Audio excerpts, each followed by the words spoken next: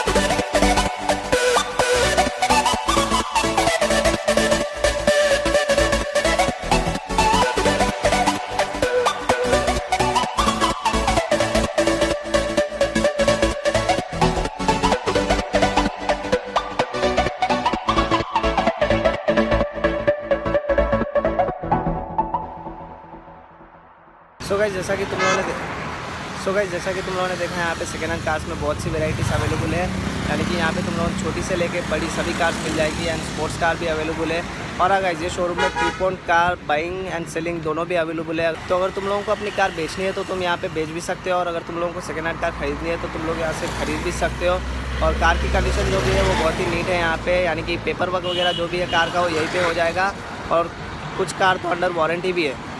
So guys अगर video अच्छी लगी हो तो लाइक करो, शेयर करो और सब्सक्राइब भी करो, एंड प्लीज़ बेल आइकन को क्लिक कर देना, क्योंकि जब भी मैं कोई नई वीडियो डालूंगा तो तुम लोगों को नोटिफिकेशन आ जाएगा। So I really hope some of you guys enjoyed this video. If you did, please don't forget to subscribe my YouTube channel, and I will catch you guys in the next video. Till then, good bye.